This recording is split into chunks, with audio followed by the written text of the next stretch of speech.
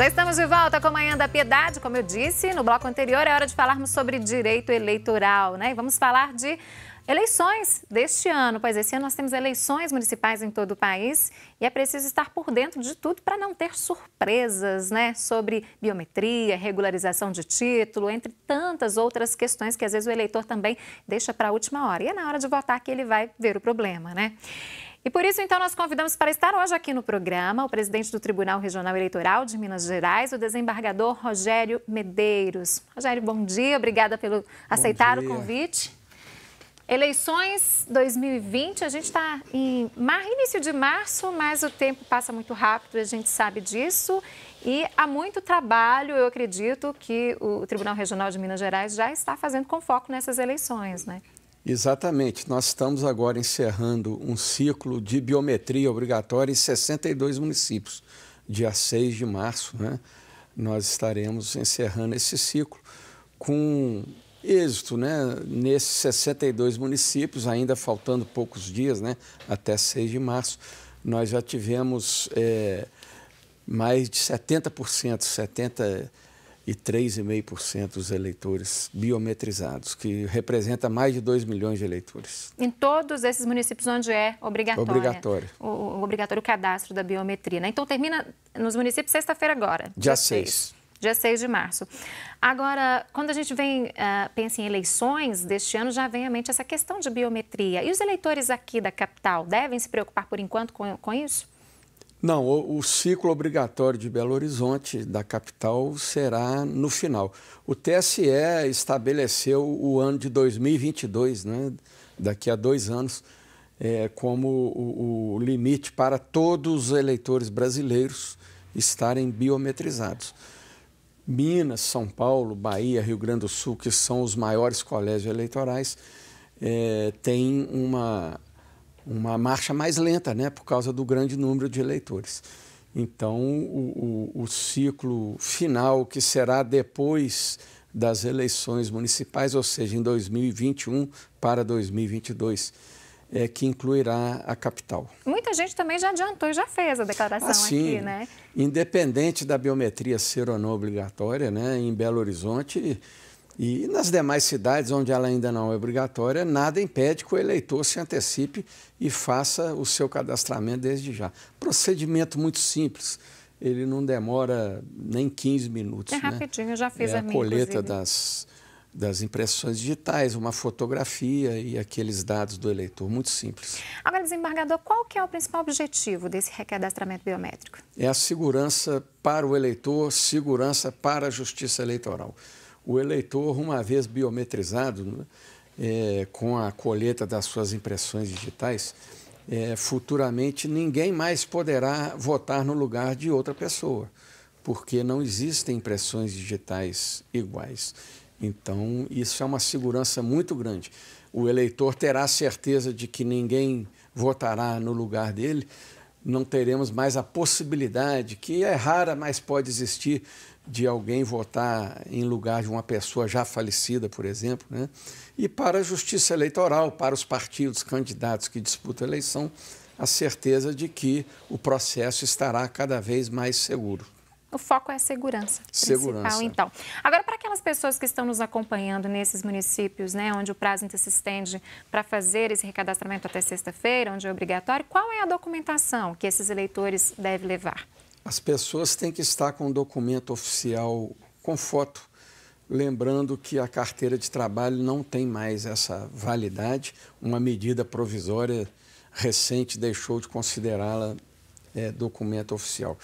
E é bom levar também um comprovante de endereço, né, do domicílio da pessoa naquela localidade, ou o seu vínculo, né, com aquela cidade. Pode ser um vínculo profissional, um vínculo patrimonial, né, ela tem um imóvel lá, leva a escritura, ou até mesmo o chamado vínculo afetivo. A pessoa mora numa outra cidade, mas quer ser eleitor, por exemplo, na terra onde nasceu, na terra da esposa, né? É aquele documento que comprova o vínculo familiar, afetivo. Nos municípios onde já tem essa obrigatoriedade desse recadastramento, a pessoa que não fizer ou que não fez, quais são as penalidades? Olha, ela perde a inscrição eleitoral. O título dela é cancelado, como se diz na gíria. Ela não pode votar. E, além de não poder votar, são outras consequências muito graves, né? Não pode tirar passaporte, CPF, fica impedido de obter financiamentos bancários, fica impedida de prestar concursos públicos, né? Então, é uma situação muito ruim na vida da pessoa. É uma série de consequências, então, né? Exatamente. Você começou a falar nessa questão de transferência de título. Qual é o prazo para a pessoa fazer essa transferência nesse ano ainda para votar nas eleições municipais? No ano eleitoral, a pessoa tem que transferir para ser candidato, né? Tem que ter o domicílio eleitoral até 6 meses antes da eleição. Então, quem for se candidatar, ele tem que transferir o título para aquela cidade onde ele concorrerá a prefeito ou vereador, pelo menos no máximo até 4 de abril, 6 meses antes da eleição. Mas o eleitor comum, para simplesmente votar, o cadastro eleitoral funciona até 6 de maio. Em 6 de maio, em todo o país, o cadastro eleitoral ele para de funcionar, porque a Justiça Eleitoral fecha, né, o cadastro para começar a preparar as eleições. Até maio, então, né? No caso do eleitor. 6 de maio. 6 de maio. Agora, presidente, tem alguma regra específica para as eleições deste ano? Alguma nova medida com foco no eleitor? Olha, a questão mais importante realmente é o eleitor fazer a biometria, onde ela era obrigatória. Esse ciclo nos 62 municípios mineiros se encerra no dia 6 de março próximo, né? Agora, uma legislação de muito impacto, essa lei havia até sido vetada pelo presidente da República, mas o veto foi derrubado e ela impacta muito nessas eleições, é a questão do crime ligado à divulgação de fake news. Muito comum ultimamente, né? Então, a pessoa que conscientemente ela faz a divulgação de uma fake news, inclusive vindo a acarretar que a pessoa alvo daquelas fake news tenha sido sofrido uma investigação, né, pela Justiça Eleitoral. E essa divulgação feita conscientemente, dolosamente, como a gente chama, com finalidade eleitoral, a pena é muito grave, de 2 a 8 anos. Isso aí pode atingir não apenas os políticos que venham a divulgar, mas também terceiros, inclusive eleitores.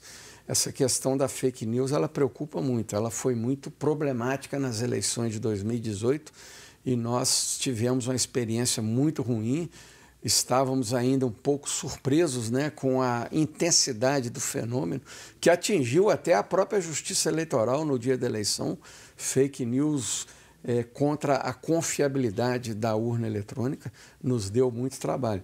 Mas nós agora estamos mais prevenidos, vamos dizer assim, e aconselhando as pessoas em geral a não compartilhar conteúdos irresponsavelmente. O lema que a Justiça Eleitoral adotou, ele é muito interessante. Na dúvida, não compartilhe. Se você não tiver certeza que aquele conteúdo é autêntico, é verdadeiro, não compartilhe com ninguém. E vai haver um foco maior, uma atenção mais específica, então, essa relação de monitoramento de redes sociais por parte do TRE nessa campanha de 2020? Não, nós não temos como monitorar isso em tempo real. É muito trabalhoso, muito problemático. Inclusive, não temos como evitar que as fake news surjam, né? Essa questão ela tem acontecido em outros países, eleições norte-americanas, o Brexit lá no Reino Unido, em outros países. Às vezes, essas fake news são geradas em outro país. O problema das fake news hoje é a internet, né? A divulgação é muito rápida. É tudo muito Ela atinge milhões, né? de pessoas em questão de segundos. Então, o trabalho mais importante é essa conscientização das pessoas para lidar com o fenômeno. E os políticos, candidatos, partidos políticos atingidos, também saberem, eu tenho dado essa dica, e isso é responsabilidade deles, não só da Justiça Eleitoral, a contra-informação imediata da verdade, ela é muito importante. Produzir o desmentido em tempo real, né? Para que aquilo não se espalhe e se torne uma verdade. Exatamente. Né? Então, essa contra-informação é muito importante. Tá, e as pessoas sempre buscarem aí a fonte segura, né? Não repassar, como você disse, a Justiça Eleitoral segura. disponibiliza. Nós temos lá no nosso portal a desinformação. A pessoa vai clicar, pode tirar dúvidas. E também com a imprensa, né? As emissoras sérias de televisão, rádio, grandes jornais, revistas, eles têm orientado o eleitor. Inclusive, durante o período eleitoral, já em 2018, nós tínhamos esse serviço em páginas de jornais, revistas, televisão, rádio, dizendo o que é, o que não é verdade, de grandes boatos que corriam. E o eleitor pode, olha, chegou um conteúdo para mim, vocês podem me dizer se isso é verdade ou não é, né? Tem as agências, a agência Lupa, muito famosa, que presta esse tipo de assessoramento. Então, os meios nós temos, é importante saber usá-los. A expectativa é que esse seja o principal desafio das eleições municipais deste ano, presidente? Ah, sem dúvida, sem dúvida. Isso aí foi um grande desafio em 2018 e com certeza permanece sendo para 2020. E eu costumo dizer que essa questão de fake news, ela é uma epidemia. Igual essa questão da epidemia da gripe, do coronavírus. Do coronavírus, né? Que a gente ouve tanto falar. A gente deve evitar, achar que está muito bom, eu vou divulgar isso aqui para prejudicar o meu adversário. Mas amanhã esse vírus pode contaminar a mim mesmo, né? Como toda epidemia, ninguém está a salvo.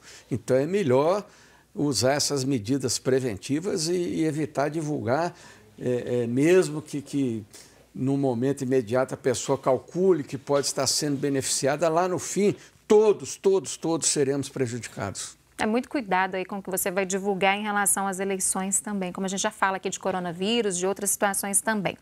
Presidente, tem uma pergunta aqui da Patrícia Santos de Contagem. Ela está dizendo que foi convocada para trabalhar como mesária, mas está impossibilitada. E nesse caso, o que ela pode fazer?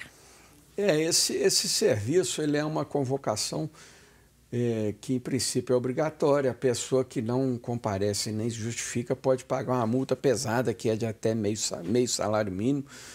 Em contrapartida, a legislação prevê para essas pessoas que trabalharam, para cada dia trabalhado para a Justiça Eleitoral, ela tem 2 dias de compensação no trabalho dela. Servidor público, bancário, iniciativa privada, 2 dias de folga para cada dia trabalhado. Mas, realmente, ela estando nessa impossibilidade, eu recomendo que ela procure o juiz lá, o cartório de onde ela foi convocada, para levar a justificativa desse motivo dela. Pode ser uma doença, uma viagem inadiável, né? Por estudos, trabalho, etc. Então, será providenciada a substituição. Uma questão de ordem prática, quando eu era juiz, há alguns anos que fazia eleição, se essa pessoa já tiver um vizinho, um colega, um amigo, um parente que queira trabalhar, já leva ele para indicando, facilita para a Justiça Eleitoral. Facilita o trabalho, que já coloca. Às vezes tem uma pessoa no que lugar. quer, né, por causa desses dias de folga. Para folgar no trabalho, né? Tem mais uma pergunta agora da Thalita de Betim. Ela quer saber como que a pessoa que está sem o título pode regularizar a situação depois de não votar. Ela tem que procurar depois de não votar? Depois de não votar. Aí ela tem que esperar a reabertura do cadastro, porque o cadastro, esse atendimento se encerra em 6 de maio, ele só é retomado depois do segundo turno, se houver, né? Onde houver segundo turno, ou depois das eleições naqueles municípios que terminaram no primeiro turno.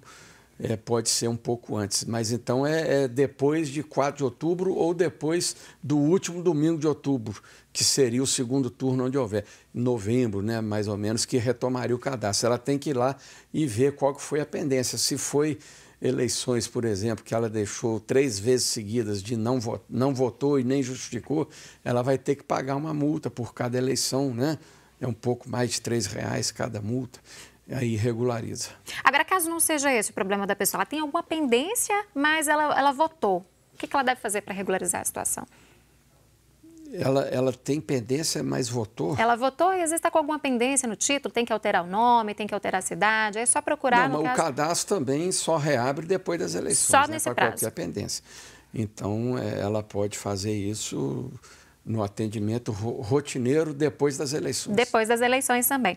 Em relação ao financiamento das campanhas eleitorais, temos regras novas para este ano, presidente? Isso aí, alterou muito a partir de uma decisão que eu até discordo pessoalmente, com todo respeito. O Supremo Tribunal entendeu que é inconstitucional o financiamento eleitoral por parte de pessoas jurídicas, empresas, né? Isso acabou desaguando na criação desse fundo eleitoral. É muito dinheiro, né? Muito dinheiro. É muita dinheiro coisa. Público, dinheiro de impostos. São quase 3 milhões de reais, fora o fundo partidário, que já é também arrecadado com recursos públicos. Então, essas regras aí, elas estão vigorando. Eu chamo muita atenção para se observar o percentual desse dinheiro público, 30% no mínimo, para financiar candidaturas femininas.